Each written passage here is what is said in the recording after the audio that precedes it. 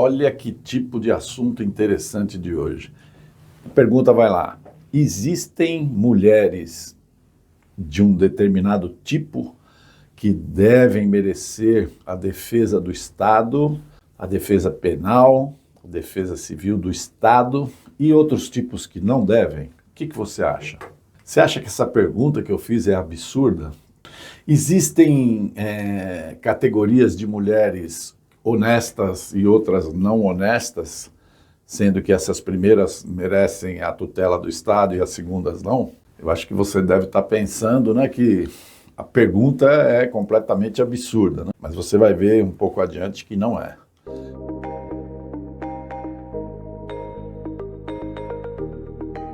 Eu vou falar hoje sobre uma decisão do Supremo Tribunal Federal dessa quinta-feira passada, dia 23 de maio de 24, que declarou inconstitucional a desqualificação durante instrução e o julgamento de processos judiciais de mulheres vítimas de qualquer tipo de violência. Diante da decisão da Corte Suprema, eu pergunto, essa decisão poderá de alguma forma afetar a rotina do servidor público? Então fica comigo aqui até o final que eu vou te explicar o que poderá acontecer. Essa decisão do STF foi unânime, não teve nenhum voto contrário e vedou, cortou, exterminou a possibilidade de fazer menção, inquirição ou fundamentação sobre a vida sexual pregressa, passada ou ao modo de vida da vítima. Estamos falando da vítima, hein? A ministra Carmen Lúcia foi a relatora e destacou lá no voto dela a importância de reconhecer as mulheres como seres livres, com autonomia sobre suas próprias vontades e seus desejos, sem sofrer prejuízos por isso. Ela ressalta muito bem que, historicamente, as mulheres foram tratadas como objeto e sempre foram submetidas aos interesses de alguns homens. Ocorre que tudo evolui, tudo. Nesse sentido, a legislação tem promovido, e já não era sem tempo, né, um tratamento muito mais igualitário. Mas apesar desses avanços legais e constitucionais, o Estado e a sociedade ainda toleram discriminações na apuração e julgamento de crimes contra a dignidade sexual e de outros crimes de violência contra a mulher. Vamos pensar um pouco sobre o que acontece quando a mulher é vítima de violência sexual ou mesmo a violência doméstica. O que acontece? Pensa bem. A primeira coisa que o agressor, nesse modo antigo de pensamento, nesse modo retrógrado, a primeira coisa que o agressor alega é que a mulher tem um mau comportamento. Ela é culpada por isso.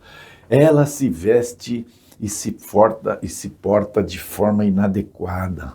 Ela exibe o seu corpo sensualmente, provocando os instintos sexuais do homem.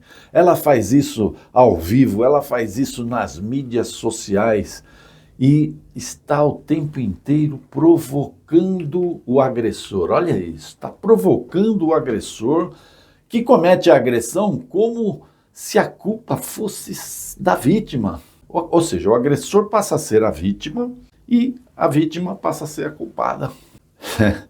Essa mulher é uma verdadeira prostituta, no entender do agressor, quando, na verdade, esses argumentos odiosos são, presta bem atenção, eles são totalmente alheios aos fatos. Eles são alheios à agressão. A agressão é uma coisa. Ainda que a mulher andasse nua, o sujeito não pode agredir, não tem nexo de causalidade entre uma coisa e outra. Então são fatos, são coisas, são observações odiosas alheias à agressão. E só pretendem desqualificar a vítima. Para quê? Para amenizar ou justificar a atitude criminosa do agressor.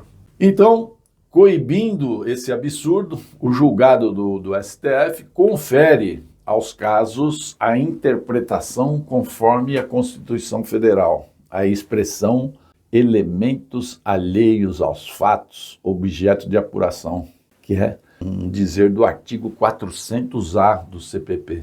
Excluindo, então, a possibilidade, olha que bacana, excluindo a possibilidade de invocação da experiência sexual pregressa, passada, da vítima, ou do seu modo de vida. Então, o defensor não vai poder chegar numa audiência e ficar desqualificando a vítima. Olha, porque a vítima, na verdade, ela provocava.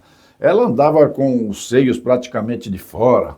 Isso é proibido, vedado, porque não existe um nexo de causalidade entre aquilo e a agressão, porque seria premiar o agressor, né, justificando, como ela anda assim, eu fui lá e agredi. Não tá bom? É odioso, né? Uma coisa que, além de odiosa, não tem lógica jurídica. Durante uma audiência de instrução e julgamento, fica vedada essa atitude nos crimes contra a dignidade sexual ou mesmo nos crimes de agressão contra a mulher, sob pena de nulidade do ato do julgamento, nos termos do artigo 563 a 573 do Código de Processo Penal. Deve haver reconhecimento da nulidade quando a defesa utilizar essa tese de legítima defesa da honra, que não existe mais, graças a Deus já passou. A decisão do Supremo priva o magistrado, proíbe o magistrado de valorar a vida sexual pregressa da vítima ou o seu modo de vida na fixação da pena em crimes sexuais. Nem para dizer que ela é honesta, nem para dizer que não. Não existe nexo de causalidade. Observamos então com bastante satisfação, né, que essa medida judicial da Suprema Corte nada mais faz do que impedir a injustiça que vigorou durante muitos e muitos anos. A Constituição Federal permite que eu, homem, me vista da forma que eu bem quiser, inclusive para os homens sem camisa, né, em local público. E nos casos das mulheres, como fica? Teria que ser igual, né? Exatamente igual, não é mesmo? Mas como houve a erotização de partes do corpo da mulher, ela é muito mais restringida do que os homens. Mas isso também é uma questão de tempo, né? Os costumes vão se modificando, sempre vão. Mas, embora haja essa modificação, a mulher, tal qual os homens, tem o direito de se vestir da forma como bem quiserem, sem receios por parte da mulher de ser acusada de assediadora daquele que irá violentá-la. Ou seja, ela é assediadora do sujeito que vai cometer a violência, o que é um absurdo agora proibido. De fato, como acabei de dizer, tudo isso é um verdadeiro absurdo, pois, ainda que a mulher andasse nua, teria, como de fato tem, o direito de manter a sua liberdade sexual e ter para ela, quem ela bem entender, as relações que ela bem entender, bastando simples não para que os maus entendidos sejam resolvidos, ou seja, nada de violência, não justifica a violência. O Ministério Público Federal argumentou nessa ação que esse tipo de prática se baseia em uma concepção odiosa que tenta distinguir quais mulheres merecem proteção penal pela violência sofrida e quais não merecem. Então, o julgado veio e colocou assim um término nesses absurdos, né?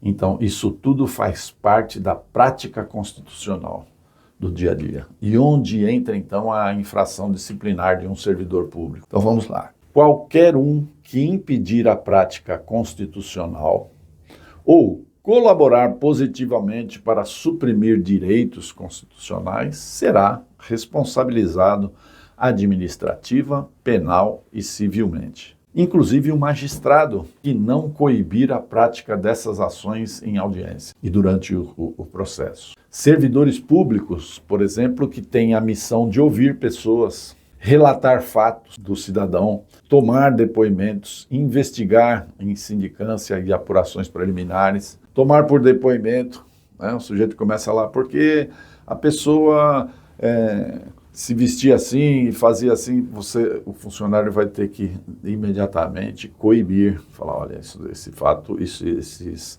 dizeres do senhor, eles não têm relação à agressão. Nós queremos aqui saber sobre a agressão. Então, presidentes de comissões em processos administrativos disciplinar, presidentes e membros, né, podem sofrer os mesmos revés, se não souberem se portar adequadamente na forma da lei. Certamente serão implementadas medidas para balizar esse tipo de serviço público, mas até lá, vamos ficando de olho. Houve um avanço, com certeza, e nós precisamos seguir esses avanços. Fique então de olho, funcionário público. Por hoje, nós vamos ficando por aqui. Se você gostou desse vídeo, dá um like. Eu peço para você que se inscreva no nosso canal e curta lá a nossa playlist. Tem vídeos ali super interessantes que fazem parte do seu dia a dia. Um grande abraço para você e até o nosso próximo encontro.